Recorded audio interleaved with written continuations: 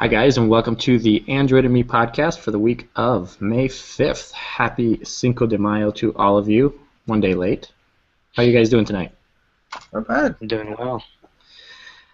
First, we should start by apologizing for not having the podcast the last 2 weeks. It's been busy. The news was and so we decided to take a couple weeks off. But we're back this week, Dustin and Dima. And we're going to tackle some of the news and some of the bigger stories from the past week or two.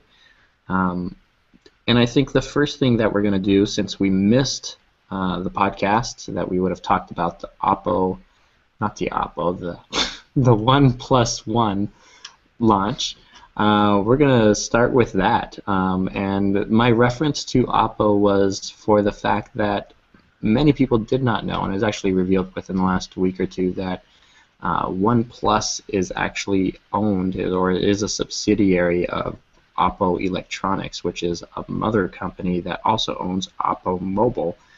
So the whole story behind the founding of the company, of how it was ex-Oppo employees starting a new company to deliver, the best-in-class smartphone with no compromises, is true. But it's founded and subsidized and paid for by the company that they left. So, I don't know. What do you guys think of that? The situation it's kind of bizarre. Like, I almost feel like you've been lied to a certain extent, because maybe it's just all about how you interpret it. But I interpret it as, like, some people are fed up with the industry and they want to do something better, but in all reality, they were probably like given Oppo's blessing to go start this company, considering that they, kind of own it. Well, I imagine this, like they're in a board meeting and they're saying, we need to find a way to gain market share in the West and gain brand recognition. Oppo is, an entrenched Chinese brand. We have good market share in China. We're satisfied, but it simply doesn't say anything to the U.S. demographic. Well, we have these two managers or directors or probably vice presidents that are doing really well. Let's just start a new company under them. We can create a backstory, give them all the cash they want, and create a media hype around it, saying that they're renegade smartphone entrenched people, I don't know, and create a whole backstory and sell it to the media and see where it goes. Let's not tell people that the Oppo mother company is funding and backing all of this, the same company that these people just left. I have two differing opinions on this. On one hand, I was skeptical about OnePlus simply because it's a startup, and I didn't want to be the first generation of buyers to be screwed over by a startup which has bad production, bad, everything, where they're just learning the ropes and trying to get that backing. Now that I know that it's owned by Oppo, it makes it a little easier to buy the actual device. On the other hand, it does feel like we've been lied to a little bit. Sure, most of the story is probably real to an extent. It's just a little twisted, but it's just a really weird situation. We don't know exactly what we're supporting anymore, what kind of company. Well, as far as a company goes, I mean, typically subsidiaries are run independently of the mother company, so the story is probably true, where Oppo is independent of OnePlus as far as Oppo Mobile goes. But that doesn't mean that these phones, the OnePlus One, isn't actually going to be rolling off the same production line as the Oppo Find 7 or any of your other newer devices that are coming out right now. And most of you probably saw when the phone was finally revealed, it looks identical to the latest flagship phones from Oppo, which is not surprising knowing the background story of this right now. But I do get your point. Like, it does give you a little bit of confidence in the quality and the backing for the company. I mean, it's not like 6 months rolls around, they don't sell enough phones, and they're going to fold, and where are you left with your warranty or customer service type questions.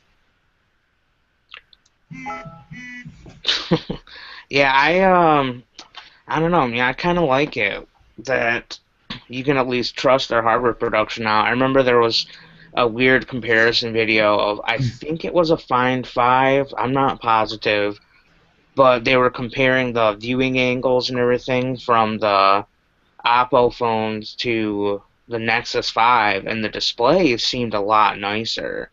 And the camera samples that you've seen out of the Find 7, which we already know that the OnePlus uses the same sensor as the 7A or whichever one does the upscaling.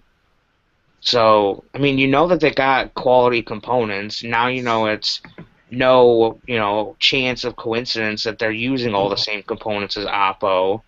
Which, I don't know, I agree with Dima. It does give me a little bit more confidence in buying that, they're not just. Which, another thing too, is it makes it kind of weird how they're doing their ordering system. If it's a company who clearly already has the supply chain in place to be able to make phones, I don't see why they have to do like the weird pre-order thing or, whatever they're trying to do. Well, I mean, at that point, when they were announced the pre-order or the invitation scheme behind getting your hands on the OnePlus One, the news about OnePlus being owned by Oppo, the parent company, wasn't out yet. So, I mean, at that point, they were still running under the farce of, hey, we're a startup.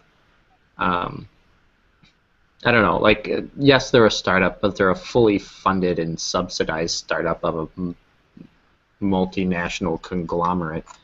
I don't think it's much of a startup anymore. I think it's more of a new company, and that's it.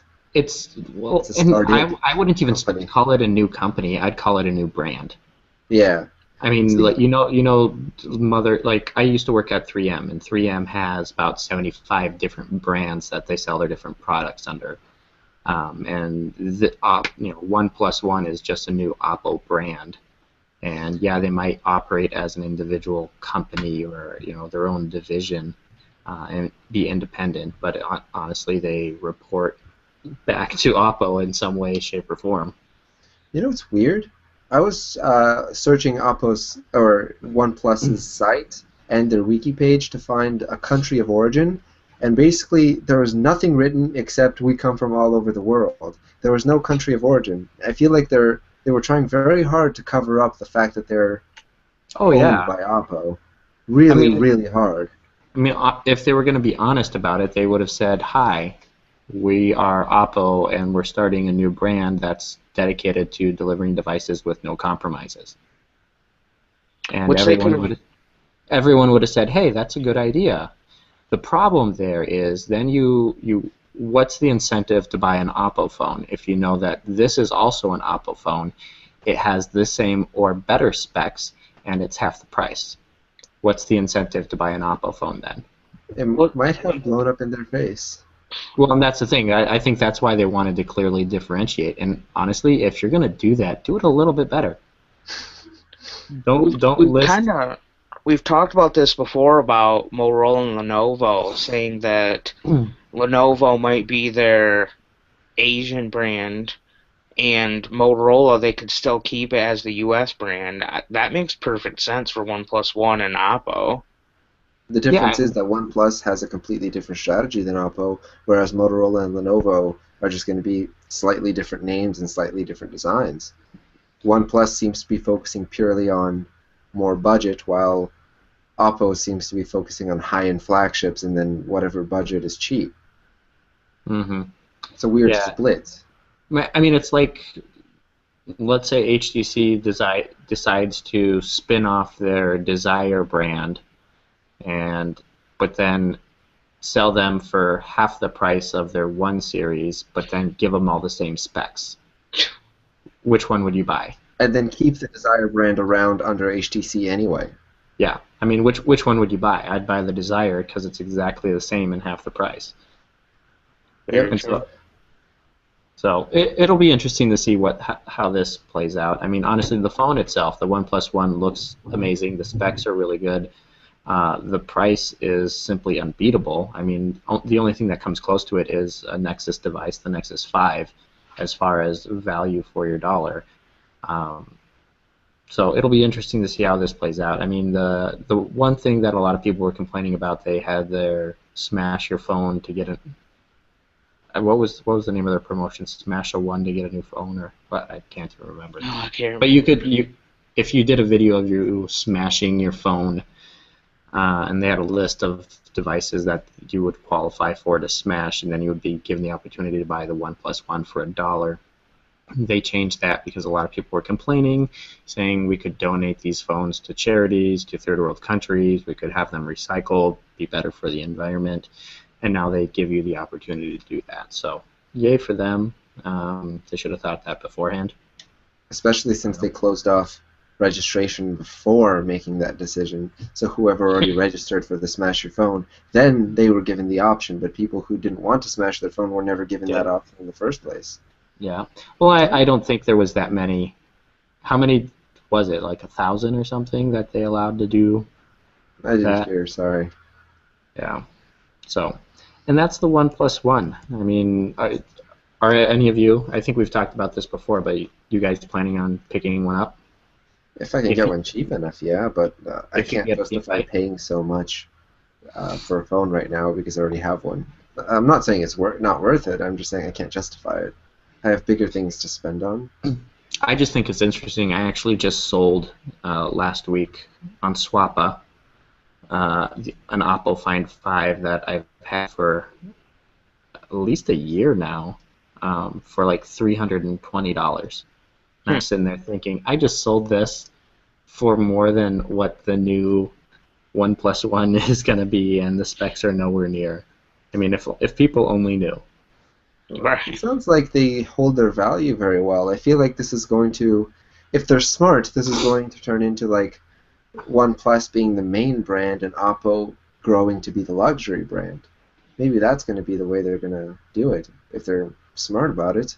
Because if you're going to have the same phones on two different companies and they're pretty much the same but different prices, it's not smart. They should do something to make Oppo stand out. Yeah, they need something to differentiate themselves. I mean, Gold plating, gold diamonds. plating.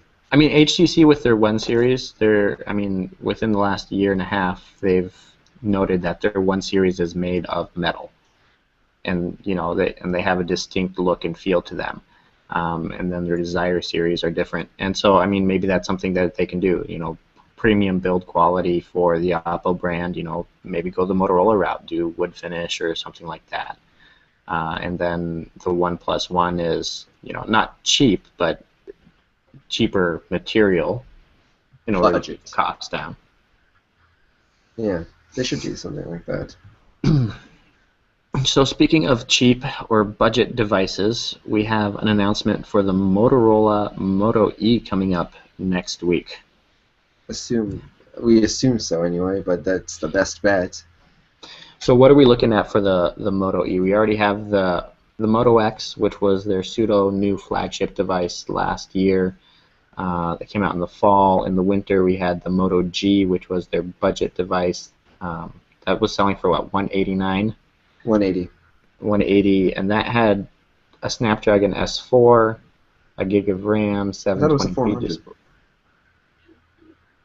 Hmm? I Oh thought it yeah, was a Snapdragon well the 400. S4 is a 400 at a lower spec. It's Qualcomm rebranding their chips. Let's not lie to our friends. Let's not lie to our friends. It is, but it's not. It's kind of like this Oppo thing is really a One Plus One, but it's not. Qualcomm is shady. And then a 720p display. Was a 5 megapixel camera on the back. And it wasn't Something the like that. greatest device. You reviewed it, Dustin, and you actually really liked it Yeah. for what it was. I played with one as well. They're amazing.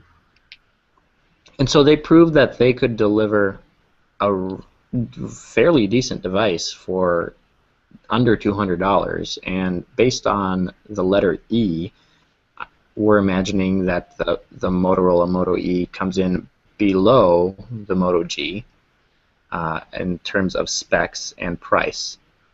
So what are we expecting from that? Well, we don't know much, but the latest info comes from latest info that's basically solidified comes from a shipment import from China of 180,000 units of the Moto E. Their declared value is $105 according to that shipment, so it could sell for around $100, which isn't quite the $50 smartphone that Motorola promised, but still very impressive. And the only spec we know for sure is that it's going to have 4 gigabytes of memory. Everything else is either unknown or rumors. So it's not going to be close to the Moto G, but it's going to be a decent phone, and for $100, who can complain? I mean, HTC with the Desire 816, reportedly they had at least 500,000 pre-sales before the phone went on sale in China, which was probably one of the biggest pre-sales HTC's had in a long time, and mainly because it was a high-spec phone at prices that were around $350 to $400 US. If you cut that price by a quarter or 3/4, and you're left with $100, and the spec sheet is fairly desirable still. I mean, it's not going to be world-changing, but if you have a QHD display, lowercase q, 1 gig of RAM, 4 gigs of storage, and a display that's probably around the 4-inch mark, I totally think that's worth $100. I mean, honestly, if you asked me a year ago, I would say it would be worth $250. I think they could do something great with it, especially since the Moto G sold like crazy, according to them. And that was priced at $180, which isn't quite entry level, but it's extremely cheap for a smartphone.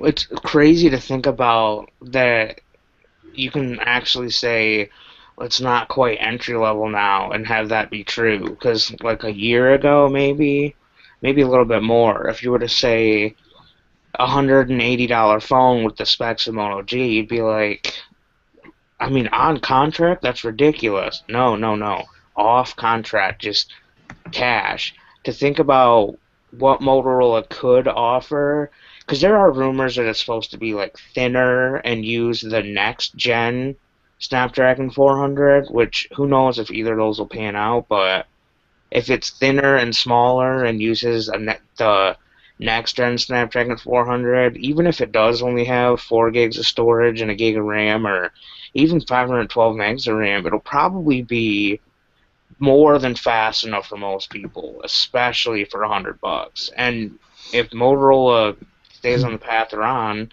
it'll probably look really good and feel really good too, which is a big deal, because a lot of cheap phones, I've seen some cheap phones that have pretty impressive performance, but they always look and feel like crap. And Motorola seems to have gotten it down on how to make a cheap phone feel just as good as a flagship. Plus, knowing them, if they cut it to 4 gigabytes, they'll throw in a micro SD slot like they did with the Moto G, as far as I remember.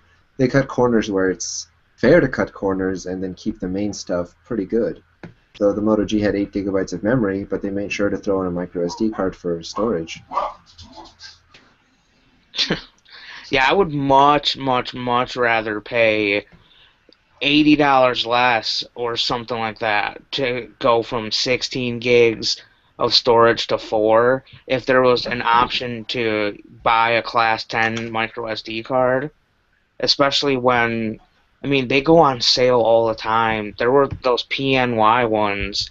It was like, something crazy, like $10 for a 16 gig Class 10 card or something like that. I bought 2 Extreme SanDisk cards at 32 gigabytes for $30 each.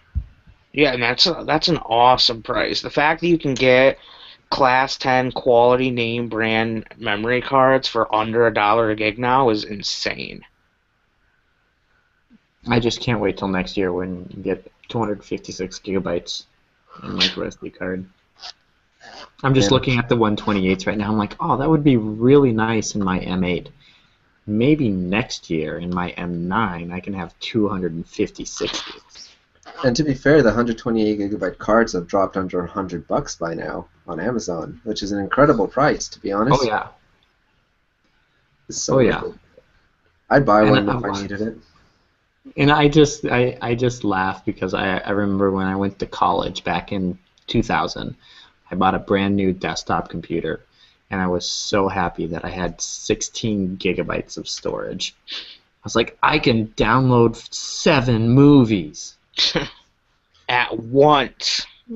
And to be And fair, my mother's brand new Lenovo Yoga 2 Pro has 128 gigabyte SSD in it. That's it. That's as much as a yeah, micro SD card. well, and you have to think SSD drives are a little bit more expensive because they have higher ratings as far as speeds go and read write times, stuff like that. But yeah, I mean, those are going to be dropping as well. I mean, as soon as I just can't imagine when you get to a 1 terabyte micro SD card. Oh my I god. mean, the world's going to explode. Yeah. It's gonna Did be you One guys terabyte, did the you guys size of see your those fingernail. little cassette tape things that Sony made? Oh Yes, yeah, I did. I saw those. They But those are hold, more for long-term storage than usable storage. but But it's, still, I it's an mean, awesome idea. they hold 3,700 Blu-rays worth of information. That's nuts. Just Yeah. imagine how long it takes to put it on there. Forever. I officially want a computer with a tape deck in it. So I work at Ameriprise, and I actually work on the floor where we have our video editing suite. And the guy who does all our video stuff, he has digital tape for backup stuff simply because of that. And I think it's Sony. It's a Sony rig that he has, but I think some of the tapes that he has like back up like 5 or 6 terabytes, but it takes hours. Yeah. So he's got a whole like they're cheap though. That's the thing. That's why they still do it, even though it takes a long time. You know, buying a 5 terabyte tape maybe cost $40-50 versus a 5 terabyte hard drive that costs 10-15 times that. And it has a lower risk of damage or degradation. I think those tapes last forever. That's why they use them for giant storages at many companies. Yeah. It's good stuff. I wonder if it's fast enough to watch a 1080p movie. Probably not. I can tell you that. Especially, yeah, I think like he'll back stuff up. Like he'll have maybe a 5-6 minute 1080p video that he's backing up, and it takes like 40-50 minutes. Oof. That's better than my internet upload speeds. I'm serious too.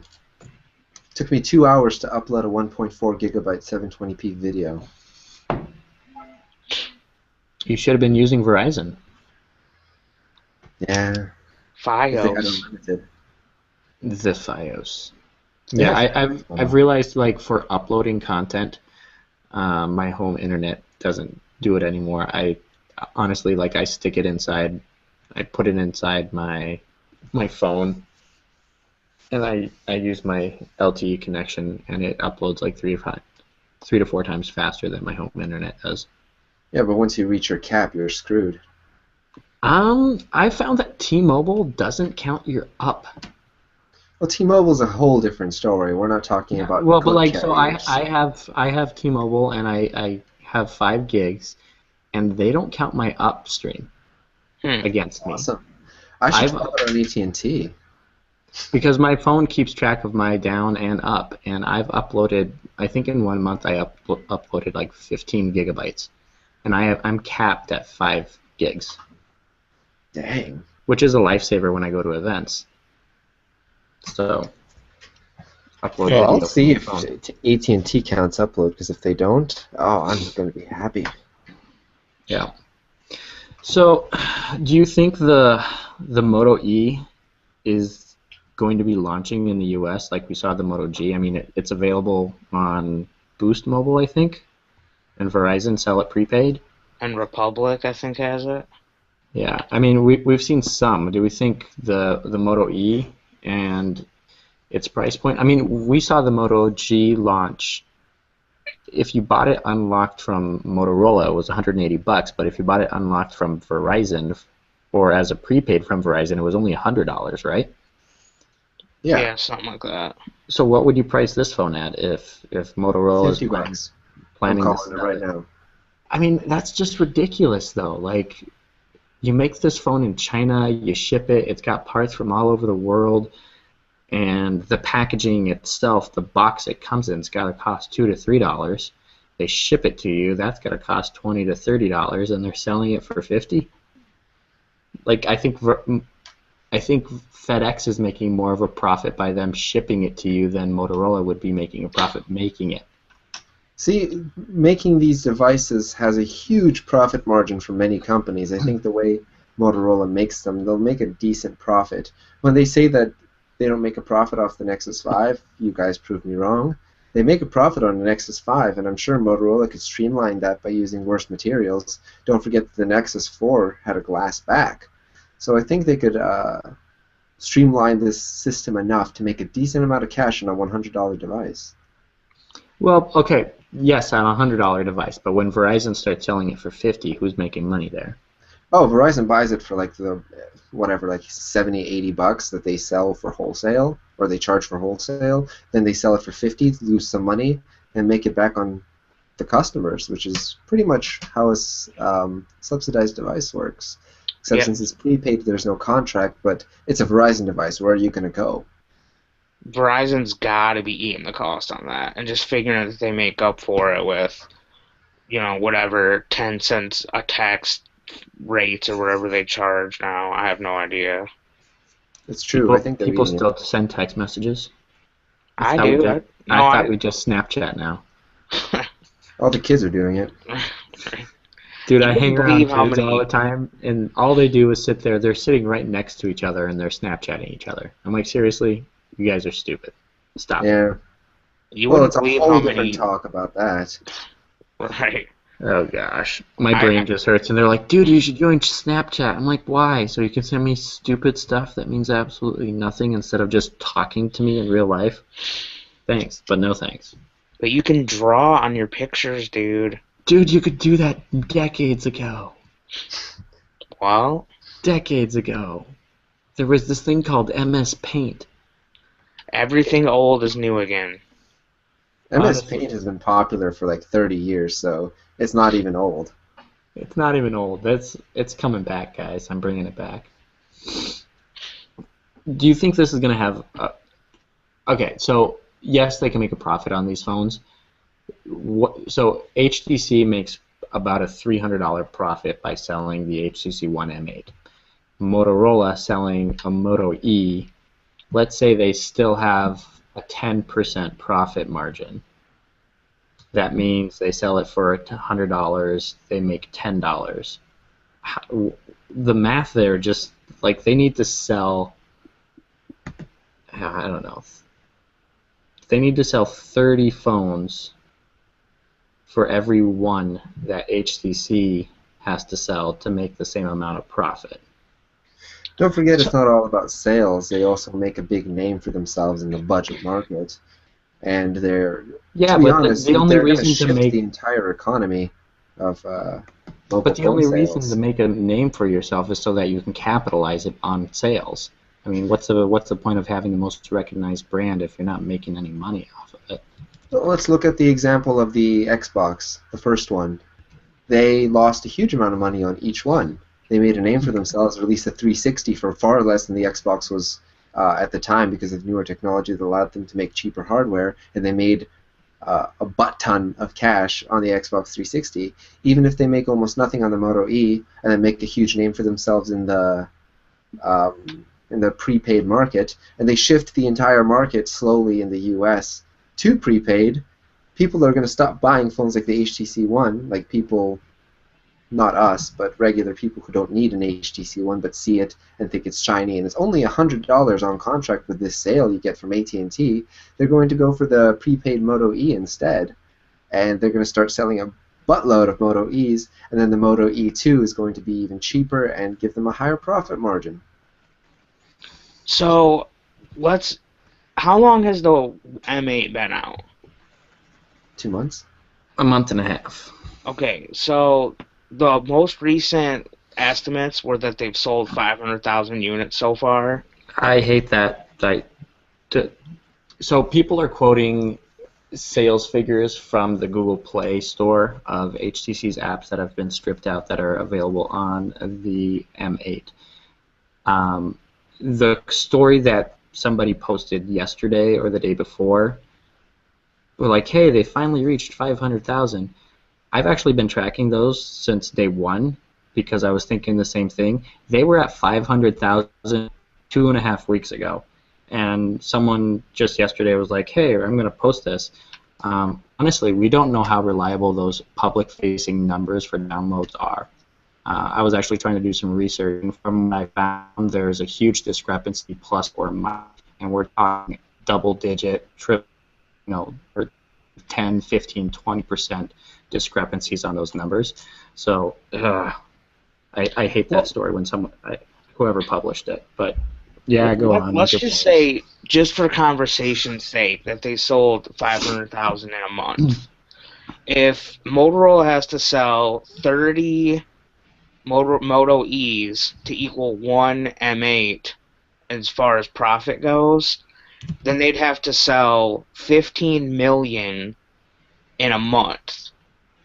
So that's a lot of phones, but I mean, Apple does sell like 10 million of their new phones on opening weekend, and I know there's a big gap there, but maybe Motorola is thinking that those kind of numbers would be possible eventually. And it doesn't even have to happen this generation. It could happen the next. Yes and no. I mean, the problem is there's so many things that could go wrong. And just putting yourself out there and not making a profit, I mean, this is why the netbook industry imploded on itself, is because nobody was making a profit. And they made a big profit on the Moto G, though. The Moto G ended up really successful for them, so they have like a baseline for what they can sell. Yeah, but the problem is, like, the further you move down the line, the further you erode your profit margin. So, I mean, and then exponentially, you have to sell that many more to make the same amount of profit. I mean, so instead of doing that, just give me the Moto G, cut your profit margin by another 10%. Your sales go up 15%, and you're making more money than if you sold 50 million Moto E's. But that's not how it works. The barrier of entry is much lower for a $100 phone, and people who wouldn't buy the Moto G would buy the Moto E. And it's not like they're just selling the Moto E and it has to live up to HTC One M8 sales. Don't forget that they have the Moto E, Moto G, and Moto X to rely on sales, and pretty much assuming that the Moto X won't sell at all, which it didn't, the Moto G is going to make up most of their sales.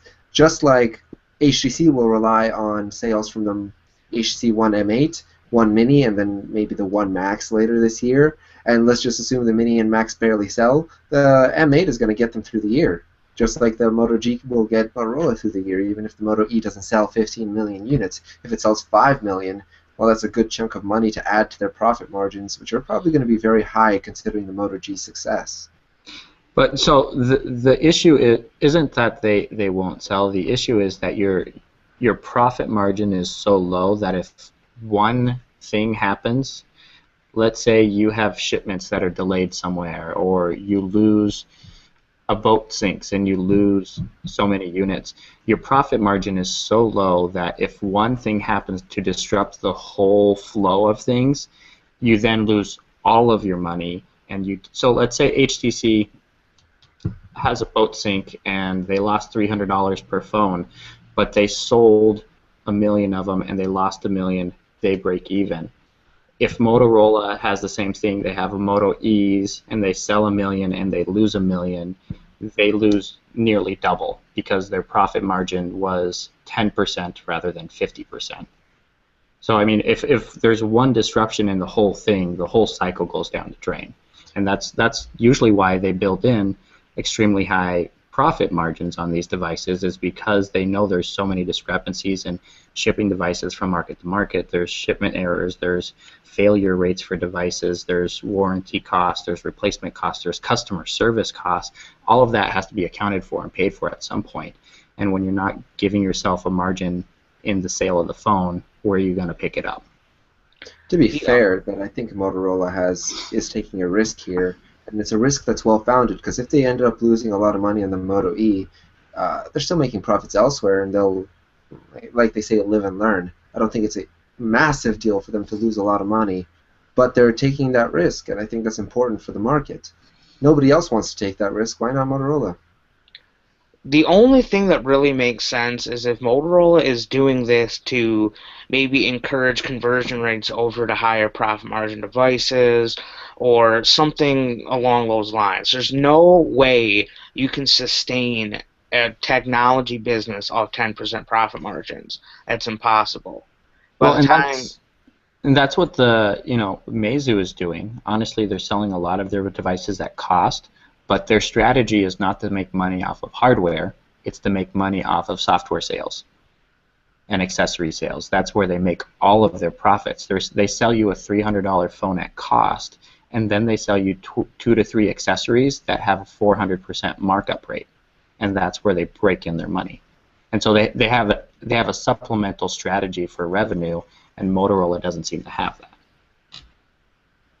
which I mean, I don't know. If you're Motorola, how long has it been since they've been truly profitable? I mean, they're drowning. They're probably relatively desperate for ideas, and they've seen how well the Moto G performed. There's got to be some sort of plan that they're going to do with these Moto E customers once they finally get them on the phone. Motorola may be desperate, but they're not dumb. I think they have some sort of plan, a backup plan, a second backup plan, just to make sure that they profit from this. I mean, if you're working for Motorola and you lay out this strategy of like, and then we'll sell this phone at 10% profit, then that has to be phase one. That has to be. Phase two has to be, and then we get them. Otherwise, if I'm working on the board of Motorola and somebody's like, so we sell them these phones and we make $10, I'm like, okay, and then what? If you were to sell, what? How many would it take if somebody like HTC is making, or Apple's making 50% profit margins? They sell 10 million in one weekend. It would take. I mean, even if they were to sell a crazy, crazy, crazy amount of Moto E's, it would still be hard to even start touching Apple and Samsung and HTC's profits. There's no way. Well, Why and are we that's the thing. comparing the Moto E sales to flagship sales? Flagships are going to sell either way. If Moto X Plus One or whatever it's going to be called has a high profit margin and they manage to sell enough of them, and it's going to be a high-end device, relatively, it's not going to all be budget devices, then the Moto E should be considered completely differently. It's like comparing apples and oranges. It is, but it's not, because Good answer. every phone that Motorola sells eventually goes to the same line of profits for the company.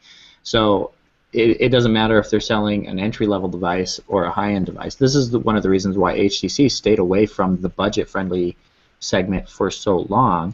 It's because there's not enough profits, and the work that has to go into it. So I mean, it takes as much effort to produce the Moto E as it does to produce the Moto X. The teams behind them, you have designers, you have engineers, you have software, and the cost of the R&D is the same for both.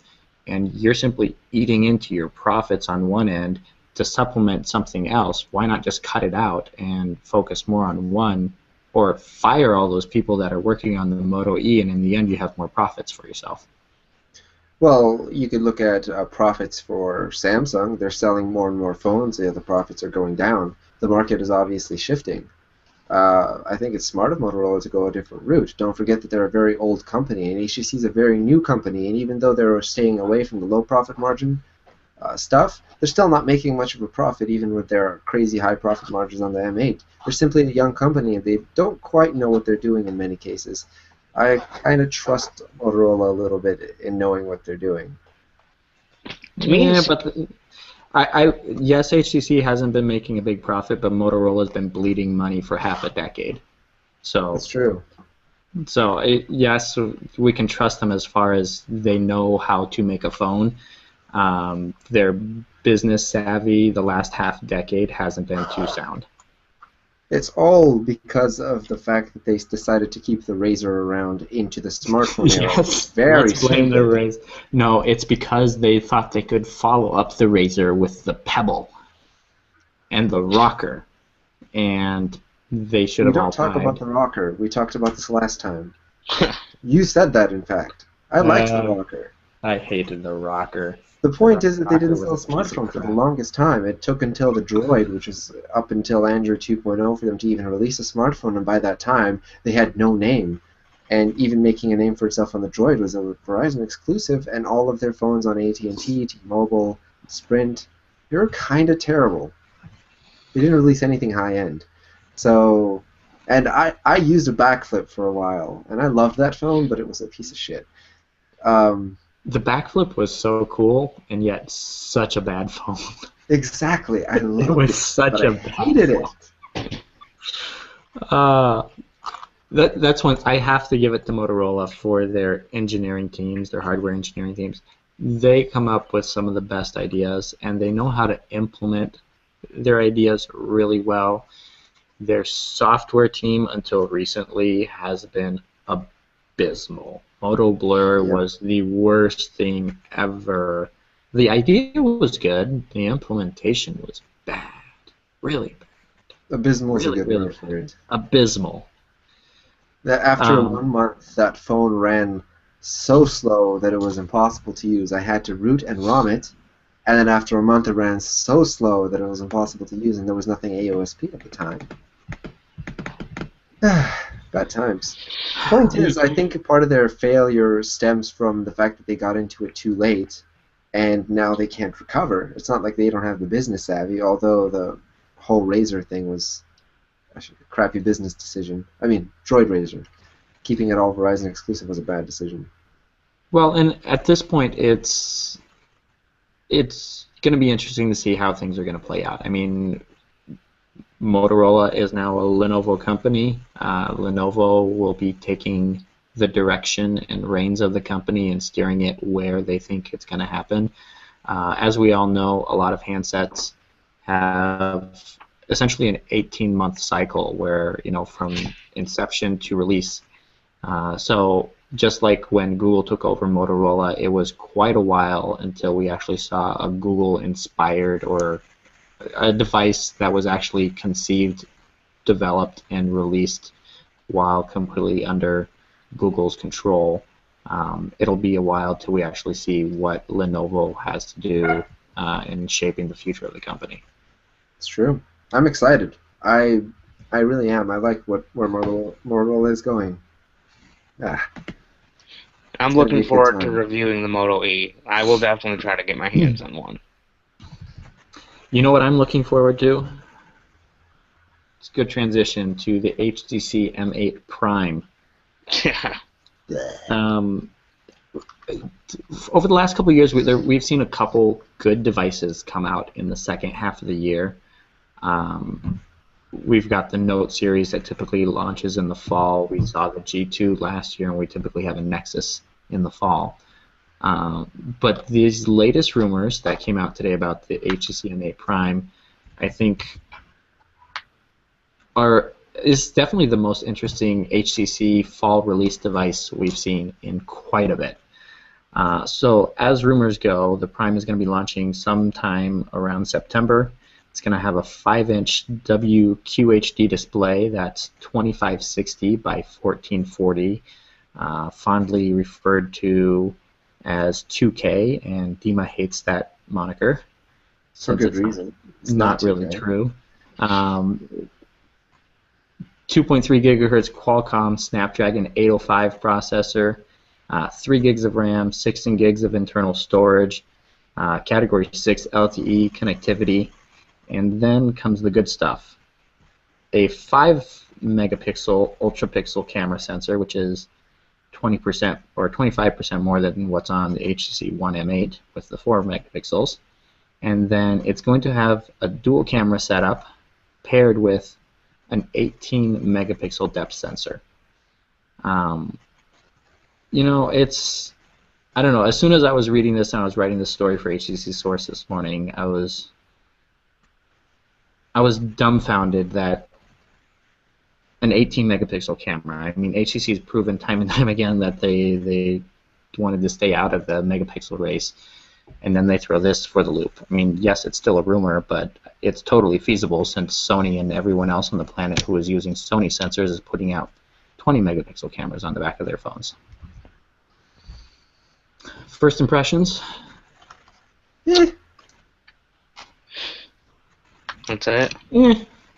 If it's going to be as big as the HTC One in terms of bezels, I'm not really interested, to be honest. But it's an interesting concept if they do something good with that 18 megapixel sensor besides using it as a depth sensor.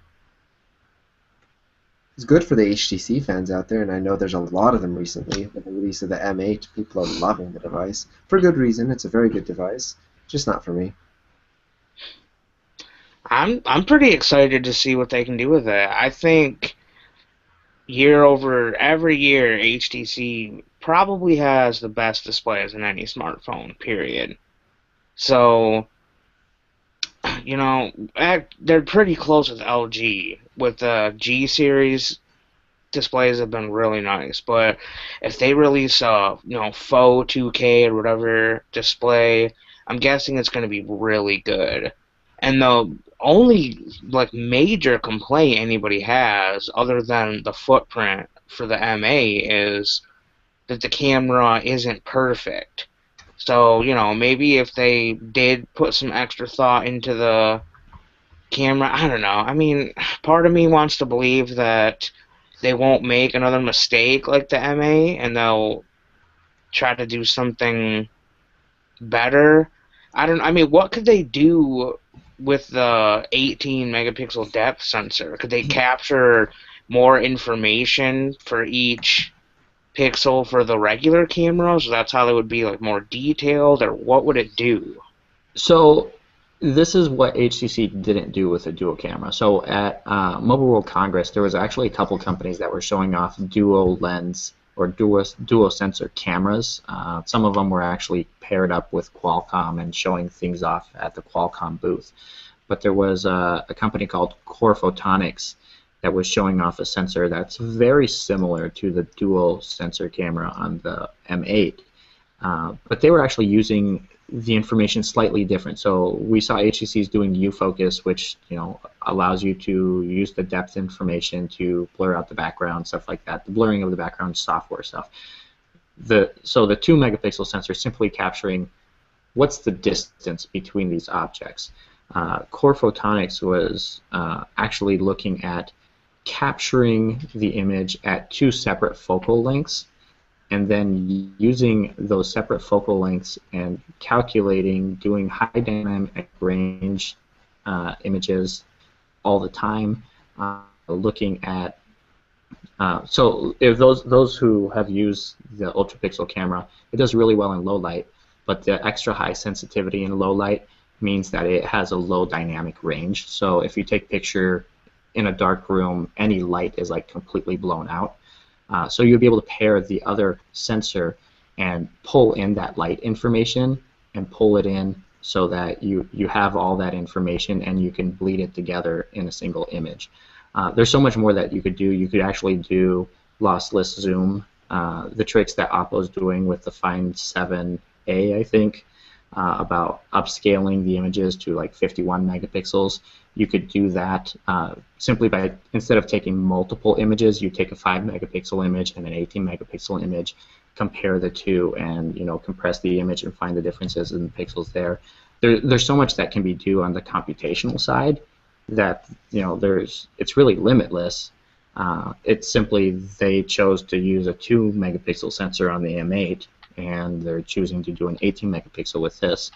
So who knows? I mean, it's honestly exciting. I think there's some really good things that they could do with it, and I think computational photography is going to be the way of the future. I mean, there's only so much that you can do with optical image stabilization and larger sensors, as far as megapixel count goes, but if you can tweak things on the software side as the algorithms get better, you can produce better pictures. Do you think that they'll use it for landscape photography? Allow you to actually use only the 18 megapixel sensor for stuff that doesn't require low light capabilities? Honestly, I don't see why not. I mean, right now HTCs, I think they're about to open or they have opened up um, their SDK for the dual camera, and I was reading some stuff on XDA about people taking 2 megapixel shots with the depth sensor, um, and so I mean they're hacking into that, and so they're able to do that with that. So I don't see any reason why the 18 megapixel would just simply be there as a depth sensor, but also a main imaging sensor for the when you don't need the low light performance of the ultra pixel sensor. It all Hmm. depends whether HTC implements it into the software without any sort of hacking necessarily, which would be nice of them. Well, and with the dual camera, they have it is or is going to be an open SDK, so app developers are able to take advantage of it. So yes, what we're seeing on XDA right now is hacking because it's not an official app on the Play Store or anything like that. But there's all these camera apps on the Play Store that if they build things in to work with HTC's dual sensor or dual camera technology, there's no reason why not. Out of curiosity, do any of you use third-party camera apps ever? Have they ever been shown to be any better than the stock camera on any Android device? I do not. I don't even I use the image finder on Instagram. I take a regular picture and then share it to Instagram. I Yes, use no. Camera Plus on iPhone sometimes because you can manually set the exposure and the focus, and like you can have multiple. So normally when you like, Yeah, manual mode. yeah, when you like tap to focus, it's kind of interesting the way they do it. When you tap to focus, that's how it sets the exposure from your focal point. But with Camera Plus, you can have two separate boxes to drag where it's going to focus, but where it pulls the automatic exposure and white balance from. It works surprisingly well to get like some kind of artsy effects, but it's still just like with any other Android phone I've used, it's not as convenient as just whipping out the stock camera and just taking a picture.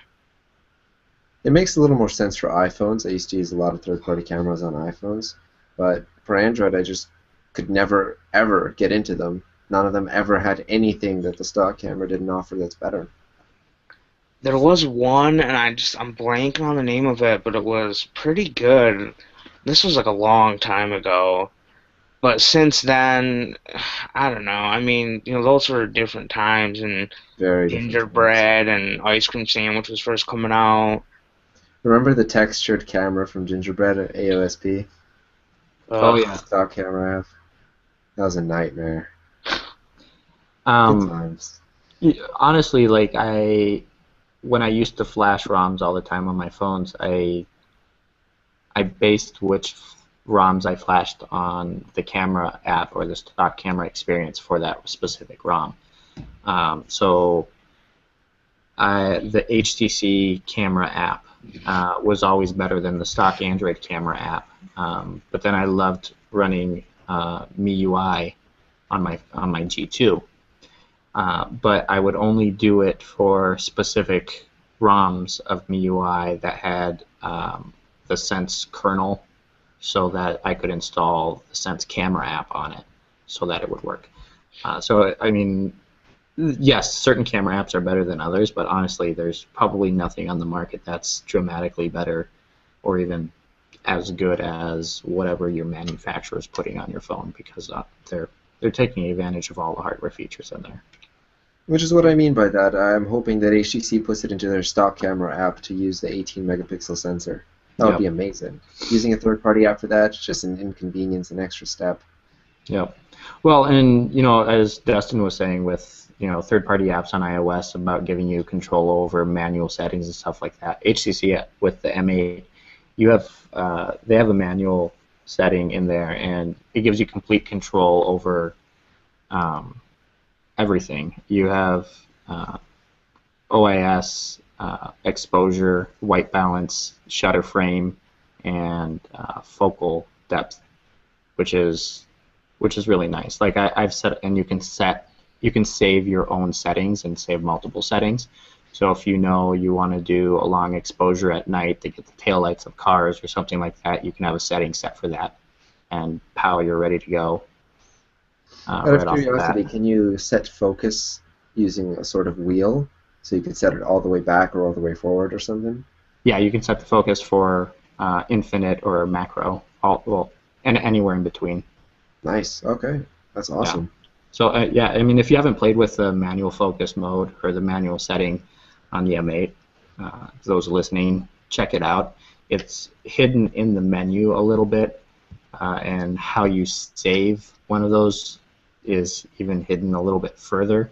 HTC's comment to me when I told them it was like 17 steps to save one of these things. They're like, it's for the advanced user. I was like, I'm the advanced user, and I had to email you to find out how to do this properly.